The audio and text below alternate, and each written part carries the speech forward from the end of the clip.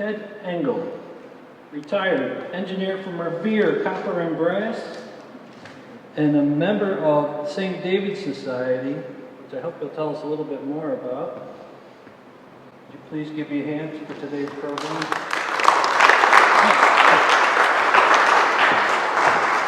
Oops.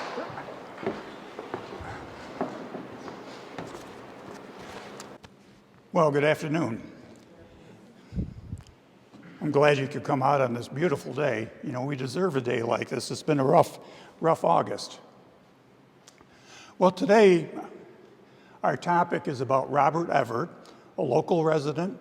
He lived his entire productive life was in Oneida County. He came over from Wales, and he spent most of his life here. He was an ardent abolitionist, and this talk is going to be about our quest to get him nominated and inducted into the Abolitionist Hall of Fame.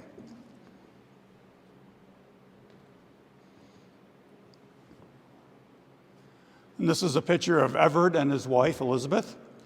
He was a native of Flintshire, North Wales, and Wales is part of Great Britain, as you probably know. If you don't, I have some literature in the front that discusses the relationship of Wales to the United Kingdom and to England. He came to Oneida County in 1823, and he immediately jumped in feet first into the abolitionist movement. He came in because Utica had a large number of Welsh immigrants, and he wanted to serve them. So he came in. Initially, he was very much a local phenomena, and over time, he became an international figure in the abolitionist movement. Well, how did this start for me and for our groups? Well, it started about 4 years ago. I attended a lecture by a member of the faculty at the University of Wales, and he started talking about Everett. He kept referring to Robert Everett from Utica and Remsen. And as I listened, he went on and he described how Everett had not only a big influence in this country, in America, but also in Europe as well, as far as social activism. And he went on explaining this, and I was frankly embarrassed, because I knew very little about Everett. I had heard the name. I knew he was buried in Remsen, but I didn't realize the significance he had in the world at large. So based on that lecture, we met with Dr. Hunter. His name was Jerry Hunter. We met with him after the meeting and got some more information, learned where to buy his book and other sources, and we started to read up on Everett. There was a great deal of interest in Robert Everett and some other abolitionist preachers in 1807 in the United Kingdom. That was the 200th anniversary of when they abolished the slave trade. So Great Britain did not allow any more slave trade on their ships. So that was really one of the first steps to eliminate slavery. And because of that, and because they were celebrating that, there was a lot of documentaries, TV shows, and lectures throughout the United Kingdom regarding the end of the slave trade. And kind of piggybacking on that, they talked a lot about the Welsh preachers and the preachers from Great Britain who went over to America to help spur on the anti-slavery movement. And so he became a very recognizable figure in Great Britain. And a lot of people scholars from Great Britain came over to this country to study him and learn a little bit more about him. Well, at about the same time, the people in my group became familiar with the Abolitionist Hall of Fame. How many people here are familiar with that Hall of Fame? Okay, it was a pretty good group then. The Hall of Fame is in Peterborough, New York, which is basically just a hamlet, not far from Morrisville. And there's a church, and they have the Garrett Smith estate.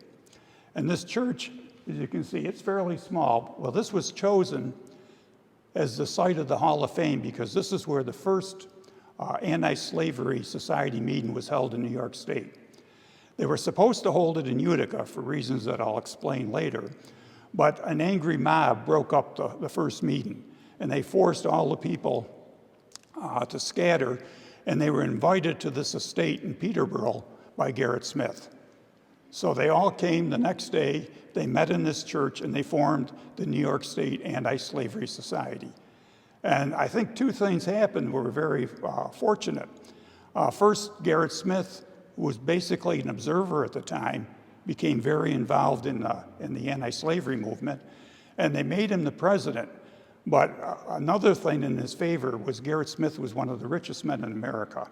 So as a result, the movement was kind of kick-started by the fortune and the generosity of Garrett Smith.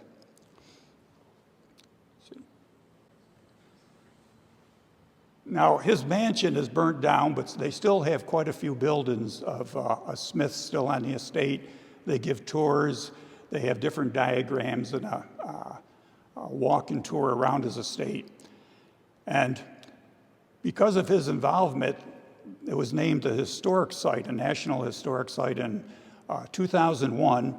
And 2 years later, they decided to form a Hall of Fame. And the normal people you'd expect in the first class were Harriet Tubman, Frederick Douglass, and Garrett Smith. So every year afterwards, they've inducted a class, 1 year to induct a class, the other year to evaluate the candidates. So we felt this would be a good cause for our group, the Sint David Society and the Remsen-Steuben Society, to go and try to get Everett nominated and inducted into the Hall of Fame. It'd be a good vehicle to give the man his proper due. Just a word about Garrett Smith, who really was the father of the anti-slavery movement in central New York. He was the son of Peter Smith, and I don't know if people know Peter Smith, but he founded Petersboro, but he was a business partner with John Jacob Astor, who was the richest man in the United States. So between the two of them, they were involved in fur trading and land acquisition. At one time, the two men controlled about 1 million acres of land. So it gives you some idea about how much money they had.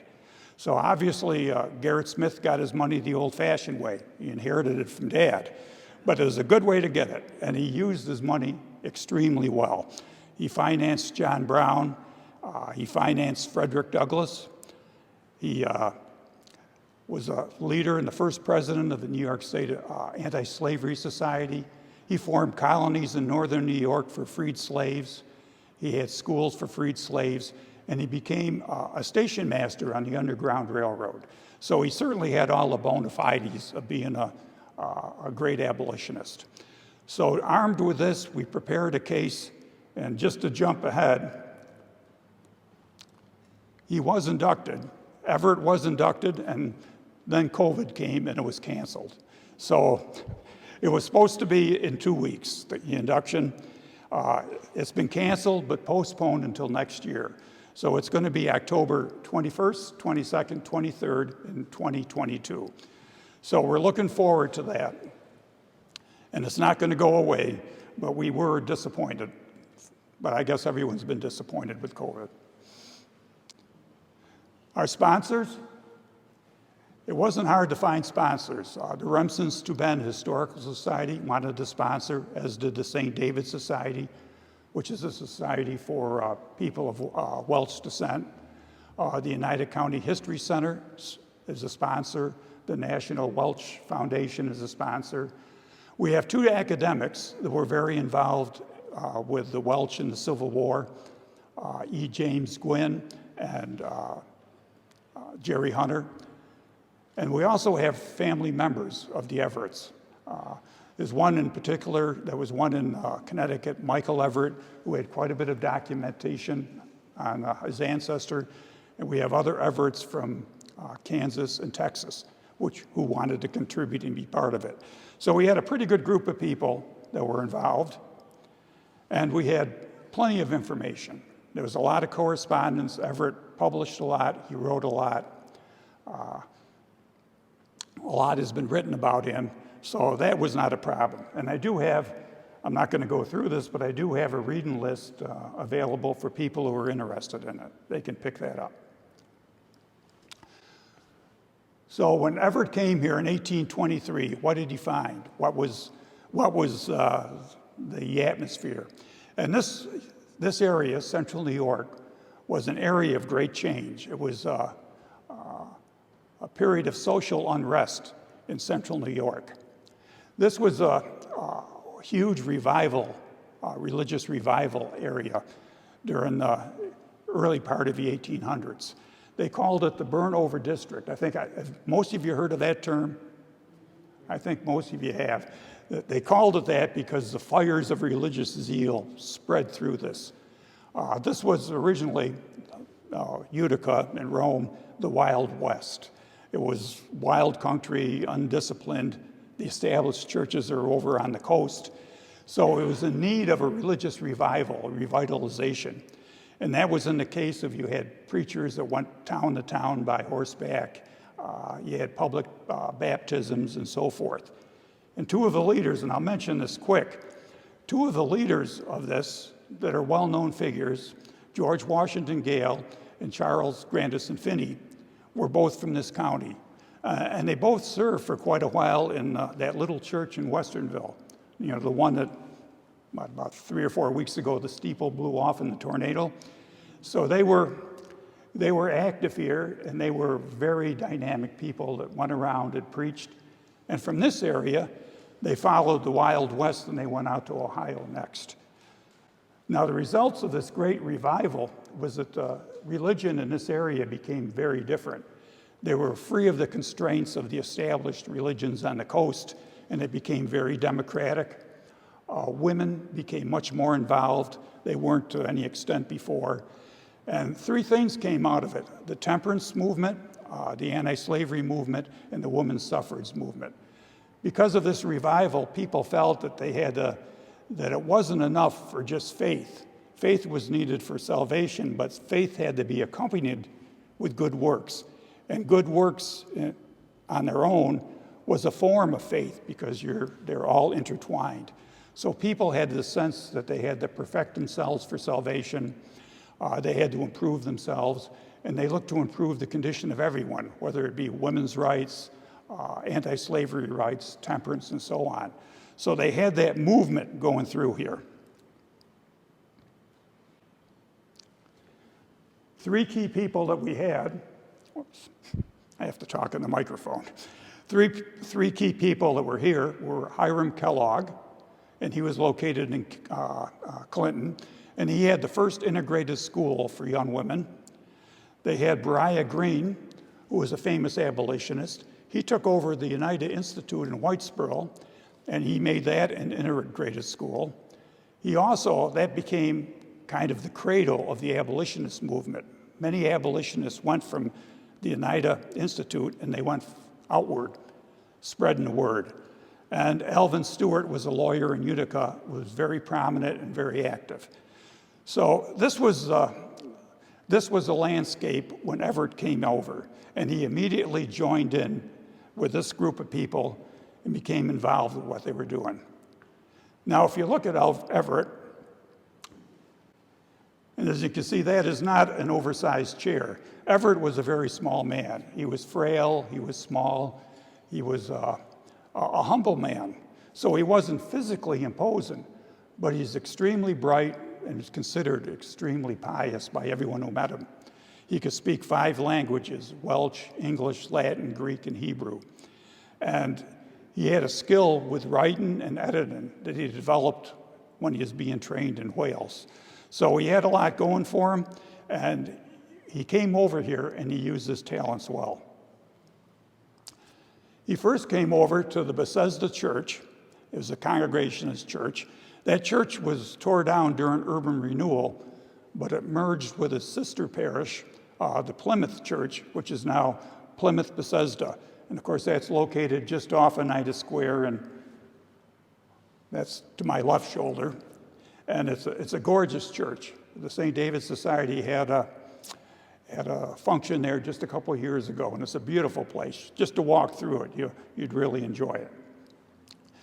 Well, he started preaching in 1823, and he would have all the other abolitionists speak as well as his church.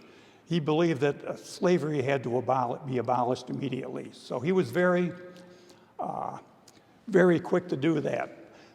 But one thing that I think was remarkable about him in his time, it wasn't enough to go to his church and listen to a sermon, or go to his church and listen to a speaker come in and talk about the evils of slavery.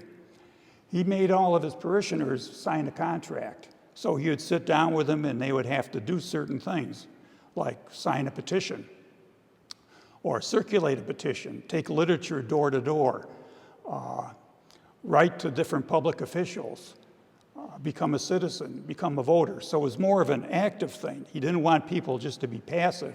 I think he felt that you have to be into it. If you're not doing something, then you're really kind of an observer instead of an active participant. And he, all through his career, he believed in that. And I think we know that to be true today in a lot of ways. You know, I mean, these political parties ask you to donate a little bit of money, but well, they're not doing it so much for the money. They want you to be involved, you know, be a shareholder in it. Now, I was going through the literature, and this is typical of the type of things that he wanted his parishioners to circulate around. If you notice in the far right-hand corner there is Thomas Andrews. That happens to be my great-great-great-grandfather. And Andrews, he came over from Wales, as did Everett, and he settled in that area in 1832. So he actually, my ancestor lived just a mile or so down the road from Everett. And surprisingly, in spite of that, I knew very little of him until we started this project. So it's kind of, you know, a bit embarrassing. In addition to preaching, he sent his daughter to the Clinton Academy. She became a teacher and principal of that school. He sent his two sons to that cradle of abolitionism, the Oneida Institute.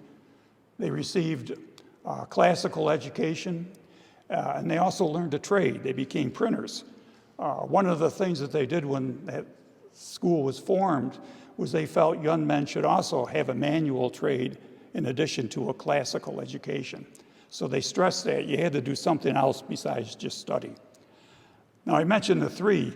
Those are the three children that came over from Wales. When they were here, Everett and his wife had 8 more. You know, quite the brood. Well, by the 1830s, things started to heat up in the abolitionist movement. They were making progress throughout the world. England abolished slavery in 1833 and phased it out over a 5-year period. But in the United States, things had stalled out, so there was a lot of pressure to be more active. And as a result, that's why they formed the society in Utica. But it was almost a point where people were at loggerheads. There was a lot of conflict. Everett couldn't walk down the street without being accosted by people. You would have people like Alvin Stewart speak at his church, and young thugs would break into the church, throw rotten eggs and Himmels all over the place. He had a situation where he'd come out of church and his carriage was demolished. He had one case when his horse was maimed, and another case when his home was burned. So it was a difficult time for being an abolitionist. And he even had a situation where a lot of people in his church were petitioning against him because they felt he had crossed the line and was becoming too much of a politician versus a church man. So it was difficult, and he was forced to move. He first went to that church in Westonville for a short period of time. And again, I certainly hope, I'm not familiar with it, but anyone who can should consider donating to that church and seeing if they can repair that steeple. It's a beautiful, beautiful church, and it has a wonderful history. He was there only for about a year, and then he moved to Remsen-Steuben, up north, kind of on the very edge of the Oneida County. And things changed. Up to this point, Everett was very well known in this area. He was known by the other church leaders. He was known by the other abolitionists. But he is very much a local phenomena. He wasn't an international phenomena or a national phenomena. He went up to Remsen-Steuben, and with the help of his growing brood of children, his 2 sons who became printers, he decided to become a publisher. And that he entered his public phase of his life. He started to publish his newspapers and books and pamphlets that went all over the country. So he started to have a tremendous influence way beyond this Utica, Oneida County area. There. His first publication, and one he continued until his death and was continued after his death, was Kenadore. Now, if someone speaks Welsh well, you'll probably notice that I mispronounce a lot of these words, but I mispronounce a lot of words in English too. But he started publishing Kenadore in 1840, and from day one in his first issue, he was against slavery. He called for immediate emancipation.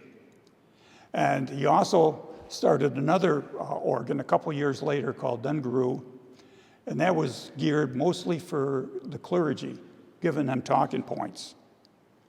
So, in addition to those two papers that he was doing and other publications, he also was charged with two churches in the Remsen-Steuben area. So he was the pastor, and his wife was the pastor's wife. So he had a full plate, but he had the advantage of an extremely supportive family with 11 children, and they all pitched in to help. So the story of Everett is really a story of the Everett family, because he couldn't have done this without tremendous help from his family. Now, one thing that I like, well, there's a lot of things I like about Everett, but one thing I truly like is he was a humble man. And when you read about some of the abolitionists, they were all extremely intelligent. Some were wealthy. They had good educations, but they did have strong egos. They fought a lot. They argued who had the best approach to solving this problem. But he was a humble man, and he realized that he could find something, some niche that he could reach people and make his own contribution without being at loggerheads with the others. So it was a case of finding his own way to do it and be supportive and be complementary rather than being an adversary in the movement. And he was quite good at this. And in his first edition of Kenadore, and that went on for many years afterwards, in his case 35 years, plus another 10 or so, he said, we need immediate emancipation, and he called for what can the immigrants do. In this case, he was speaking directly to the Welsh immigrants. What can you do? And just like he did on the local level, he said, well, certainly you can sign petitions, certainly you can write to Congress, certainly you can,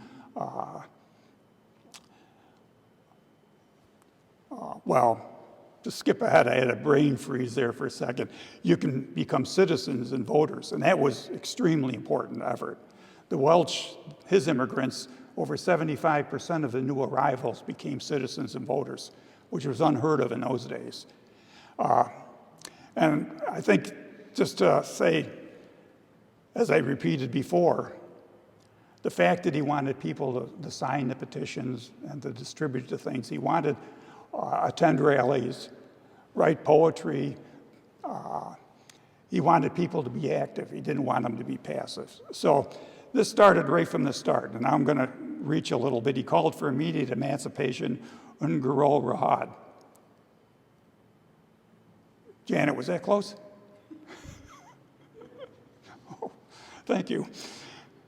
He understood that his readers, and he had a lot of readers, 1% were recent Welsh immigrants, but he had about 3% of the voting public that was in his corner that he could reach out and grab. Now, that does not seem like a lot, but I think as we have learned today, a small group of people can be very important. And most of our elections are like 51% to 49%. So he knew that if he could move these people, and he could get them to vote as a bloc, become citizens, become voters, and vote for the anti-slavery movement, that they could make a difference. In his only words, of course, he said it better. He said, we immigrants are just a little Benjamin. And the little Benjamin refers to the tribes of Israel. There were 12 tribes. The Benjamins were the little ones. But they were charged as well were doing great things. And he felt that his followers could do great things if they were focused and they stuck together. And that was his impetus. Now, in addition to his publishing, he was on good terms with all the other abolitionists because he was supportive of them. Frederick Douglass, he communicated with on a regular basis. He would copy Douglass's speeches and distribute them. He would translate them. He asked Harriet Beecher Stowe if he could use Uncle Tom's Cabin. Now, Uncle Tom's Cabin may seem quaint today, but that was the second most read book in the 1800s, and just after the Bible. So he received full permission, free of charge, to do whatever he could with it. So he would print copies of it, he would translate it. He actually would take the book and break it up into sections, and he'd put it as a serial in his newspapers because he wanted people to read it, but read it in small bites. So he was very much involved with the other people involved in the movement, and they were supportive of him. Now, his newspaper, and you can't describe, I guess, in today's terms, how important his newspaper was. He had a high quality of newspaper. He was a very good editor. He was a very good writer. And his newspaper very quickly became known throughout the world. That's because he had the anti-slavery message, but that was just part of it. He would have things like current events. He would serialize things like Uncle Tom's Cabin and put it in the back so people would be looking forward to it all the time. He would have news from home or news from overseas. He would have poetry, essays. So it was a very good publication in a lot of ways, not only from his anti-slavery point of view, but also from a technical and an entertaining point. And I put this little cartoon up because it kind of shows, what newspapers were like. When the newspaper came, people wanted to see it. They would read it. They would several times pass it to family members, pass it to the people down the road. The newspapers is the way you communicated. There was no internet and there was no 24-hour news cycle. So all throughout the 40s and early 50s, he was hammering home this message. And he was getting larger and larger. Pretty soon, not only was he well-read in this country, but in the territories, Canada, Australia, even India, and the United Kingdom. And I think his foreign involvement was very important because they saw this, especially in the UK. It was important when the Civil War broke out that the English came out on the side of the Unionists. And there was a lot of money that was kind of supportive of the Southern point of view, whereas the common people in England naturally were anti-slavery. So it was important for him to reach out to the UK.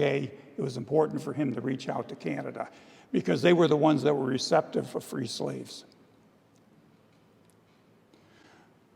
Well, through the 40s, things were contentious, and things were contentious in the 1830s. But in the 50s, things went crazy. All sorts of things were happening. You had the Fugitive Slave Law that was passed in 1850, and that meant that it was a federal offense to harbor a freed slave. They had stiff penalties. I believe it's 6 months in jail, and the equivalent of about a year's salary, $1,000 fine. It was very, very difficult. The Missouri Compromise was voided, and they threw open, with the Kansas-Nebraska Act, they threw open to a referendum to see if Kansas was going to be free or slave. And things went crazy. They had a tremendous civil war in Kansas. You had what they called the border ruffians would come in from Missouri to try to make it a slave state. You had people like the Jayhawkers, the local militia, and people like John Brown who were committed to making it a free slave. It got so bad that they had to call out the army to try to settle it down and had martial law. Eventually, they had a fair election after 2 or 3 unfair elections, ballot stuffing. But eventually, it became into the Union as a free state. Well, Everett, of course, he changed during this period. He realized that maybe just publishing was not enough and that maybe more action had to be taken.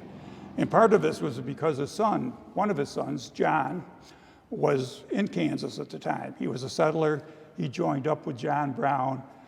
He was there at several of the battles that Brown was at. So he had a firsthand view, and he reported that in his newspaper.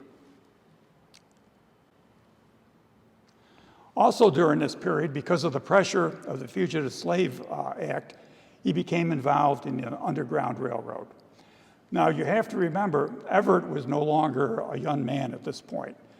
He was born in 1791, so he was approximately in his early 70s during this period. I'm sorry, in his 60s during this period. But aided with his sons and their friends, he became active in the Underground Railroad and helped people escape, go north, and get into Canada. So this was a crucial time in his life. He became more of just a publisher and a preacher, but he became much more of a radical and an activist. Well, you can imagine how things have reacted after that. You had the Fugitive Slave Law, you had Kansas-Nebraska Civil War, you had the Dred Scott decision. Things just on a political level fell apart. The Democratic Party split. The Whig Party was virtually disintegrated, and the Republican Party came out of the ashes and was formed in the mid-1850s. And of course, Everett was a big proponent of this, and he and the other abolitionist preachers had been setting the groundwork for this for many, many years. So with the second election in 1856, Fremont was their first candidate, and he didn't win. But in their 1860, Lincoln ran. It was a four-person race, and Lincoln won the presidency with less than 40% of the popular vote. So it was very important, the work that people like Everett did. They made the difference, just like he hoped they would. And if you look at areas where his newspaper was most prominent, areas like New York, Pennsylvania, Wisconsin, and Ohio, they had situations where over 90% of the people registered as Republicans. And you think about that, a party was formed, I think, in 1854, 1855. In 5 years, they were majority party in many, many places, and as many as 90% of the people supported them. So it really gives you some indication how powerful his words were.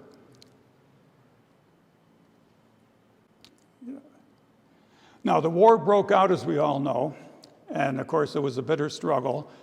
And Everett had to change gears again, and he became supportive of the Union effort. He would give free Bibles, free copies of Uncle Tom's Cabin, and newspapers to the soldiers. He would print letters from the front lines and give them to the people to try to bolster up support here.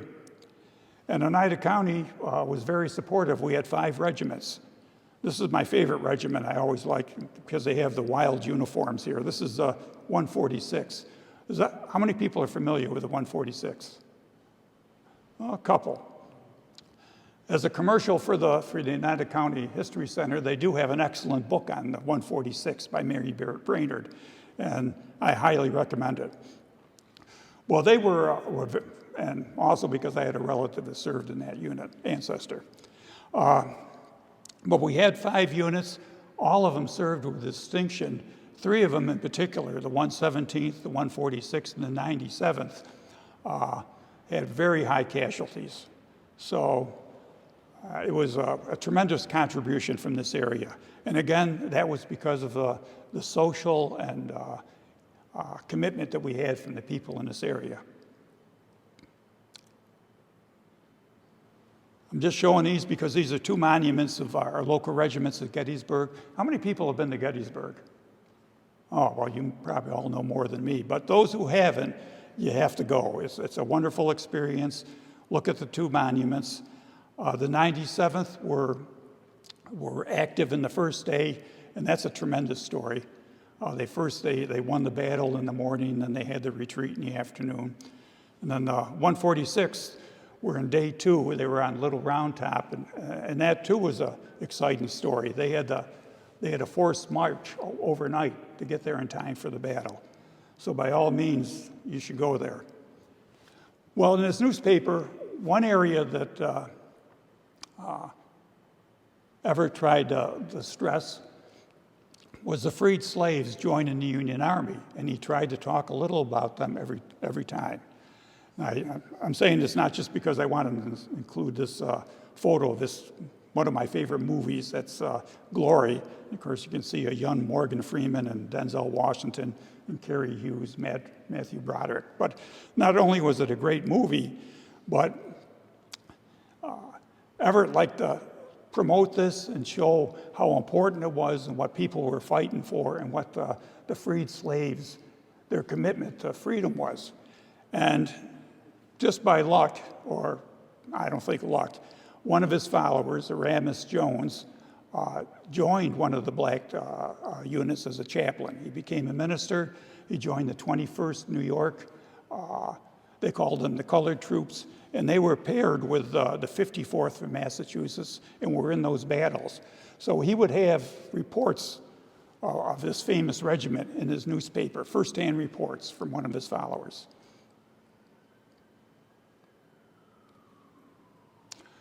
Well, eventually, the tide turned and the war started to go in the Union's favor.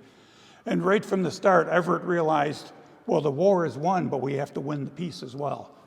So he felt that the slaves, the freed slaves, most of them did not know how to read or write. It was, most of in the slave states, they didn't want them to be able to communicate with one another. They always felt it'd be a slave rebellion. So he said, we have to address this. So he started in his newspaper saying, we have to make plans, we have to start schools, we have to prepare for the future because it's going to be upon us. And one of his daughters, his third daughter, Cynthia, went down south and she started to form schools for freed slaves. She formed a school in North Fork, Virginia, Charleston, South Carolina, and she did some prison work in Washington. And she virtually worked herself to death. She was not a woman of strong constitution. And I put a couple dots there. That's for me to remember. I talked quite a bit about Everett and his sons, but I didn't talk about the women in the family. And the women in Everett's family were extraordinarily accomplished. His wife, in addition to being a pastor's wife with 2 churches and raising 11 children, that alone scares me. I don't even like to think about it. But she also was his business agent and worked with him. The eldest daughter became a teacher and principal at an integrated school. His second daughter became a surgeon and a doctor. His third daughter became a missionary and teacher down south. Another daughter became a teacher, and another one became a minister's wife. So the women in his family were extraordinarily accomplished. And you think about this, maybe not so much in today's view, but back in 1850, 1860, women didn't vote. They didn't have any rights outside of the home. It wasn't going to be for another 70 years until 1920 that they even had to vote. So we're looking at women that were so far ahead of the curve as far as doing things. They were the leaders. And so, again, you have to think of how remarkable his family was in the support. Well, the war was won. And, of course, he became a living legend, naturally. He was given honors by different universities. I put one on because it's a local one. This is Hamilton College. And they classified Everett as the foremost Welshman as far as the cause of freedom and anti-slavery. And this was common. He received awards and honors from all over the country. Well, one thing that I really like, one of the many things I like about Everett, is he didn't change. By this time, at the end of the war, he was 74 years old, and he could have very easily retired and been the grand old man. But he went back. He still had the 2 churches, one in Steuben, one in Remsen. He used to ride his carriage up to do the services on Penn Mountain 3 times a week. He christened the babies, married the people, buried them, and he continued to publish his newspaper, although the slant went a little bit more now to women's suffrage, because that was a key point of his view as well. But he was still the same till the day he died. So it's a truly remarkable person. And I don't know how many people have seen it, but if you go up Route 12, there's Remsen, the turnoff to Remsen is on the right, Star Mountain is on the left. There's a big water tower on the hill where that's the Capel Iha cemetery. That's where his monument is. And as one of his followers says, Aramis Jones, who was a very remarkable person in his own right, much of what we know about Everett was because of Aramis Jones. He lived to be in his 90s.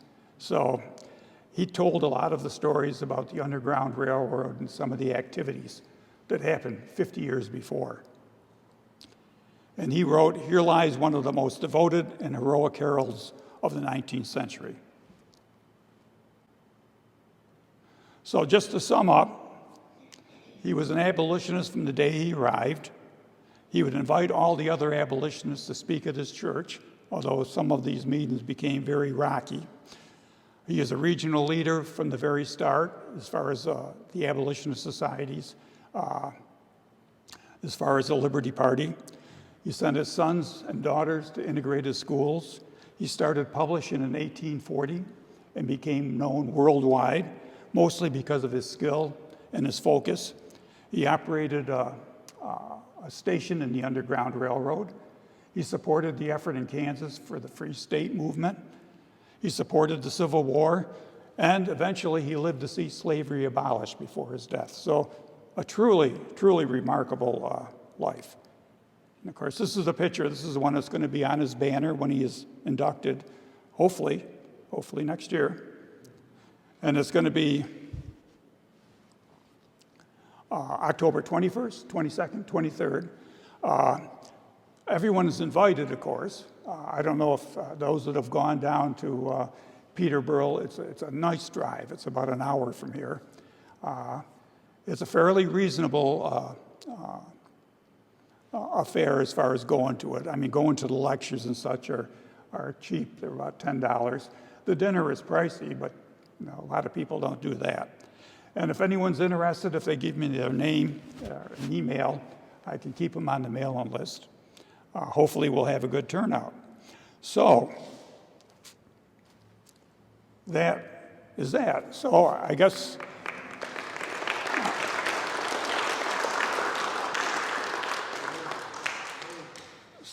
I can, is there time for a couple questions? Or? Please do. I'm going to check the Zoom chat in my office, but yeah, if you guys have any questions. Is there any questions? Yes, sir. Yeah.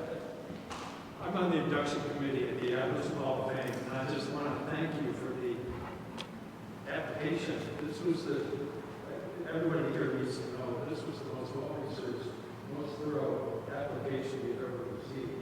And we're really excited about this nomination. I can't wait to meet this guy. Part two, I have to apologize for canceling repeatedly these inductions, but we'll get there, and it's going to be a great one. Everybody should show up. Well, thank you. Yes, sir. Is there actual proof that Robert and Elizabeth hid refugees in their home? There is very good proof that there were refugees, like that petition you just saw, that had the name of the two brothers. There's good proof that they hid refugees in their room. But how about the home? Do you have direct evidence that this is in the record? Well, we have the newspaper articles and the recollections of Aramis Jones of him. Actually, not only did he have him in a home, but before things heated up, he would actually have freed slaves speak in his church. So they actually were speaking in the church, and the congregation would listen to them, and they would tell about their experiences. So yes, there's quite a bit of written material on that. The National Park Service wants to know about his home as well, because we know, and I know the records all over, it's well known that he hid in his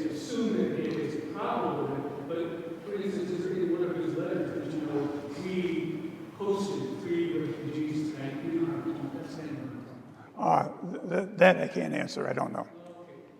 Yes, sir.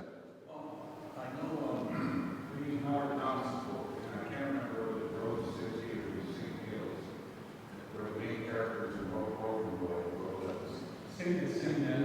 mentioned that there was a cave or sinkhole that was slaves were hidden. And I don't know if that was a fiction or whether it was referring to the actual site. I don't know. That was Singing Hills, which is loosely, well, it was actually about Everett, but it was, they used different names there, yes. But I don't know, Howard Thomas, if it was exactly, historical.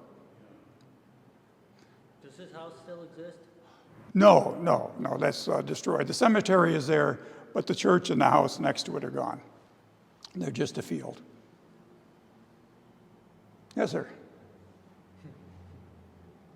We refer to the Western Village Fire, and there's three areas. And my favorite, the wording, his house was burned in the Western Village. And there's references like his house ultimately was burned in the Western. No one knows for sure whether it was torched or if it was just one of those things that happened all the time. Do you have anything like that? No, and it's funny because, well, not funny for those people involved, but he was in the home when it burned, and they escaped just in the nick of time, and he lost his library. But it was under suspicious circumstances, but they never could prove one way or another if it was arson. No. But I find that a lot in the articles because, say, for instance, they talk about his horse being maimed. Well, I hear different descriptions of his horse being maimed, depending on whether you read the Utica paper or you read someone else writing it. So I see sometimes when you go through this literature, you see 2 or 3 different descriptions of the same situation. So, you kind of have to figure out, well, which one is correct or were all of them partially correct?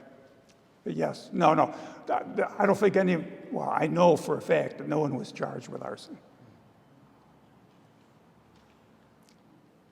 Yes, ma'am. In the last of those books, which was tragic, there could have been children, jotting down his wife and his children, if in fact they hosted freed slaves in their home. So, and that could be lost there. Yeah, well, and again, of course, it was not the wisest thing to do to keep a record if you had fugitive slaves. Well, I'm saying you would do that in a very private way. Yes. You hide it, and you hide anything they did. But these individuals, they seem so important to their hearts and minds that they would definitely check on those interesting things. And it could be lost.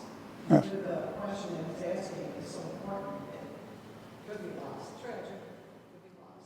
Yes, and most of the articles we have on him are like Ramus Jones and his recollections. We have people from Boonville that would, as children, they could remember the escaped slaves coming through their home, being led by Everett's sons. So we have that anecdotal evidence of that. But yes, that's true. Any other questions? Yes, sir. Do you know in any abolitionist writing, they were against slavery, for emancipation, but did they recognize the value of the slaves as humans, as equals? Because the war ended slavery, but you know there was plenty of races in the North and South that resulted in inequality from then to now. Well, we can only, I can't speak for all of them, but for Everett in particular, Everett approached this from a religious view. And he was against slavery because he thought it was a moral, not an injustice, but it was a moral sin, and that we are all God's children. And so he took it more from a point of view as we're all God's children, and this is just a sin. It's a sinful act. So he wasn't, he definitely was from that point of view of the humanity of it, more so than anyone else. And that's why he said he didn't really want to, all these different plans or things like repatriation or things like that. He said, well, first we have to emancipate. That's number one. So that's why he kind of focused on that. Yes, sir. I had a heck of a time finding it, but I drove up there a week ago to the site of where his house once stood, and there's a sign there, Parks of New York State Education, some of those roadside stands, but it's so far in the woods, so far off the road, you cannot see it unless you get out of your car and walk up on someone's property to actually see it. But it's there, and I have to work to find it. Did his house burn down? And did they move to another house right around a couple feet away? Well, the second question I don't have the answer to, but there is a group working on trying to put a marker up, a better marker to describe that at the cemetery. And right now they're trying to figure out who owns the cemetery, I guess. Because in New York State, cemeteries get abandoned, and I guess the property line between Steuben and Remsen runs right through the cemetery. So they're working on that, but yes. Yes, sir. He wrote in English and in Welsh, right? Yes. Was it the same kind of writing? Was it a different focus if he was writing in English? Well, he was. To Welsh or... He did most of his writing in Welsh, though, because he felt he could focus on them. And he felt that the Welsh people didn't have access to regular newspapers like the others did. So he wanted to focus on the Welsh speakers. And the Welsh speakers, I think there were about 300,000 that could understand Welsh, not only the recent immigrants, but a couple generations back coming over. So he tried to focus on the Welsh people whenever possible. And he felt that was the best way to reach them, by writing. And they were, one thing about the Welsh, they were very poor, being from Wales, but they were all literate. Because of their nonconformist religious beliefs, it was imperative that everyone knew how to read the Bible, and they had to read it every day. So they were great readers. Just about everyone read, as opposed to, well, I guess in the United States, because of the background of a lot of our immigrants, I believe the United States might have been the most literate, one of the most literate countries around, much more so than, say, England, France, Italy, and so forth, because of that emphasis on Bible reading. Yes, sir. I'm just curious if there are English translations of the Welsh newspapers, if those are available. I'm looking at the newspaper. No. I have copies of the Kenadore at home, bound copies, but I can't read them. So they don't do me an awful lot of good. But if you were to go to Professor Hunter's book, he does some translation. There are, on the stuff that I wrote, seems kind of, on the information that I wrote, there are some things that are translated. Some of the work his sons have written is translated into English, so you can go there. As far as correspondence, the Newberry Library in Chicago has over 1,000 pieces of Everett's correspondence, and you can actually click on that and bring up all these different documents. A lot of them are kind of trivial. They're just bills of lading or things of that nature, but he has quite a bit there. The Kansas Historical Society has a lot of information from Everett and his son John about the Bleeding Kansas campaign. And you read that and it's almost like, it's like reading a serial. It's horrible in a way, but really, you have to keep reading it because it's so dramatic. People getting murdered and burned out and so on, ballot stuff, and it's just incredible. And then his one daughter, Cynthia, some of her correspondence is on the University of Richmond website. So there's stuff out there. Any other questions? Thank you all for coming, and thank you, Ted, on behalf of the Oneida Historical. Thank you.